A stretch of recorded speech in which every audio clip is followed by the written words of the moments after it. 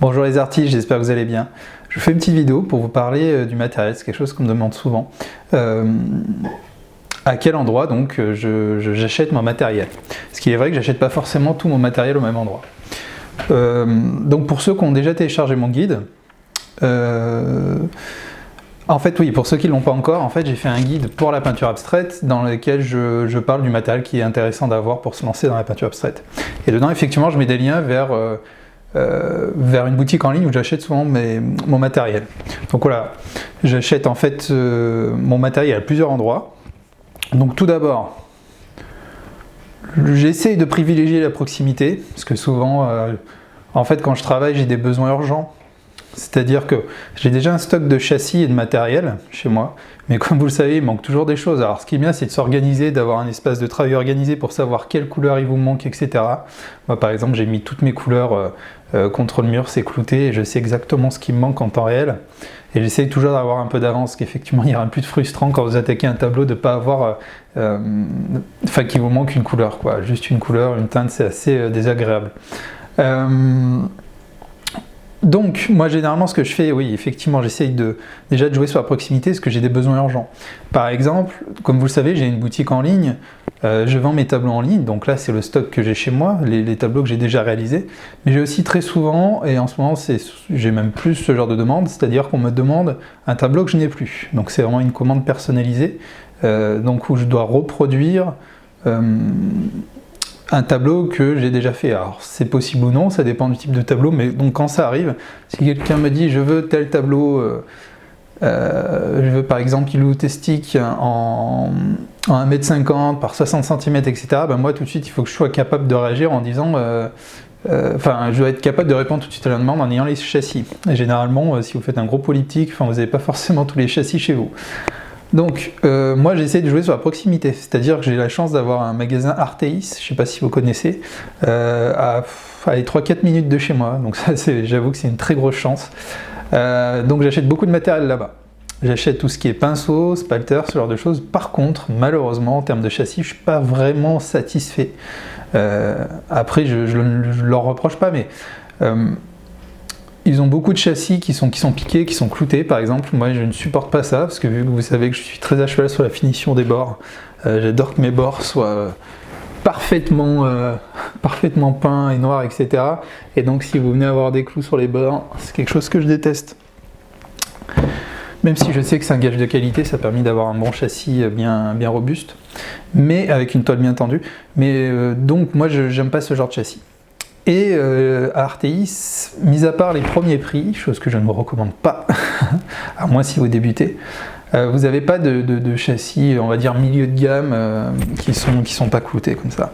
Et surtout quand vous avez des besoins spécifiques, par exemple vous faites des tableaux en 30 par 60, un polyptyque 30 par 60, en 5 morceaux, en 5 châssis, pardon, effectivement là il va falloir, c'est des demandes assez spécifiques, il faut pouvoir les trouver.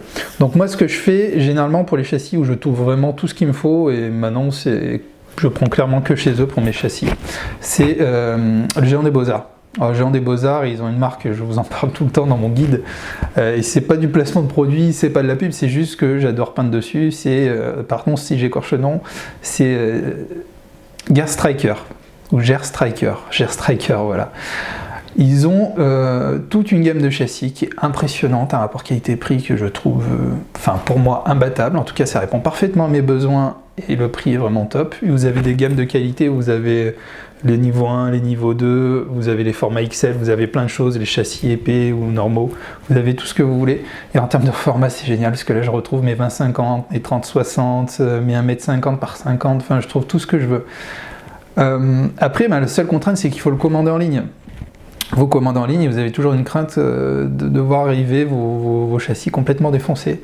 Mais honnêtement, on voit que Géant de Beaux-Arts a une solide expérience.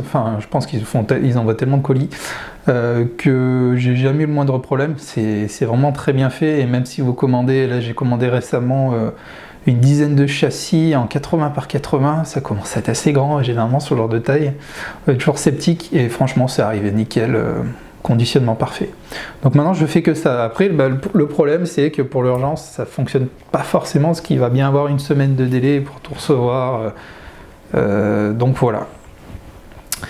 Donc pour tout ce qui est châssis, comme je vous le dis, Géant des Beaux-Arts, pour une partie du matériel aussi. Si après je peux arriver à trouver mes spalters, ma peinture et tout ce qu'il faut chez Arte, ce qui est souvent le cas, bah, c'est ce que je fais. Donc bah voilà, c'était suite à votre demande pour vous parler de mon expérience et d'où j'ai acheté mon matériel. Après c'est vrai que si j'ai besoin très spécifique sur un... mais vous le savez, moi je suis simple dans mon matériel. Généralement je ne m'amuse pas à tester le tout dernier Pro Marker, stylo, etc. Je reste sur des choses très simples, donc des gros spalters, même des fois du matériel de chantier, de peintre, quoi, de peintre en bâtiment, donc pour vous dire. Et même en termes de peinture, je reste assez simple, mais par contre, je ne prends pas non plus l'entrée de gamme, vraiment le matériel pour débutants, pour apprendre la peinture. Je fais attention d'en sortir quand même un peu parce que vous pouvez aller voir, j'ai fait une vidéo sur les peintures fines, extra fines, mais il est intéressant aussi de comprendre quelles sont les différences et de faire le tri entre les différentes peintures.